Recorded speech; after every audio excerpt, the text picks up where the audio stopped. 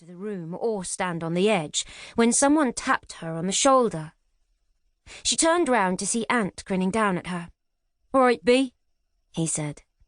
"Have a good New Year?" "Yes, thanks, Ant. You know, quiet." "Night in with Queenie?" "No, I went to the pub with my friends. They're all at uni. It was, I dunno, it was all right."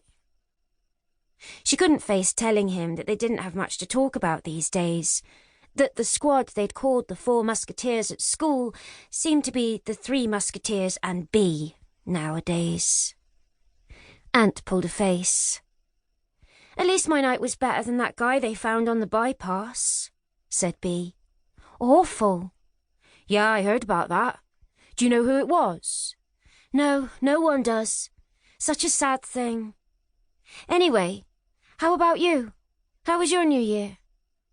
"Had a great time. Got wrecked. Snogged the face off a girl," he said. "Yeah? Who's the lucky lady?" He looked a bit shamefaced.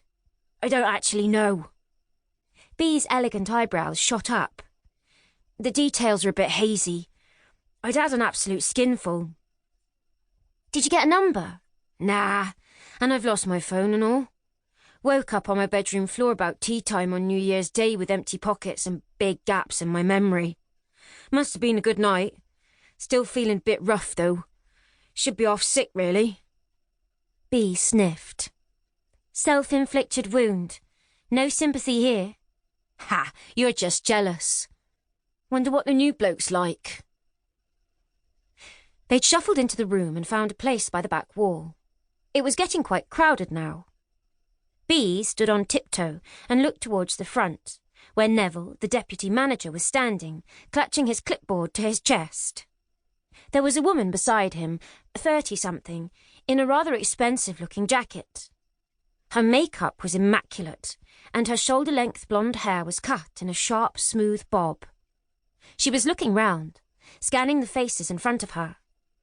She was smiling, but the smile didn't quite reach her slate-grey eyes.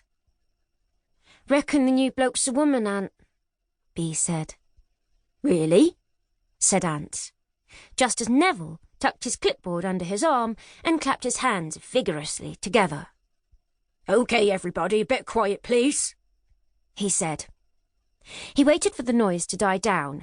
Then, "Welcome to the start of a new year at Cost Save, and welcome to our first—" He looked nervously at the woman standing beside him, who nodded encouragement. "Our first huddle." He ignored the ripple of tittering. "I'd like to introduce our interim manager, Mrs. Prentice, who would like to say a few words. Mrs. Prentice?" "Thank you, Neville.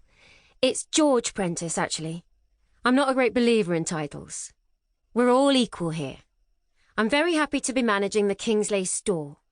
I know that last year was a difficult time for you, but I don't want to dwell on the past. It's a new year. This is a new start for me and for you. I've had a very clear brief from HQ. This store has the potential to be the top performer in the region, if not the whole country, and I'm going to make sure we fulfill that potential. I want every customer to be a happy customer. Every conversation is an opportunity to sell. You'll find I'm very hands-on." "Steady," said Ant under his breath. "Shut up," Bea hissed. "I'll be there with you on the shop floor, in the stores, in the delivery yard, morning, noon and night. I want to see you smiling, and I want to see you selling. I'll be reporting today's sales figures at tomorrow morning's huddle." She checked her watch. "OK, the store opens in 5 minutes. To your stations.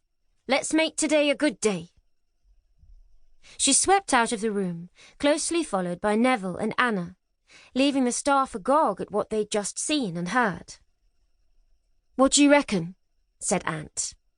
"Pretty impressive," said Bea. "I don't think she'll stand any nonsense."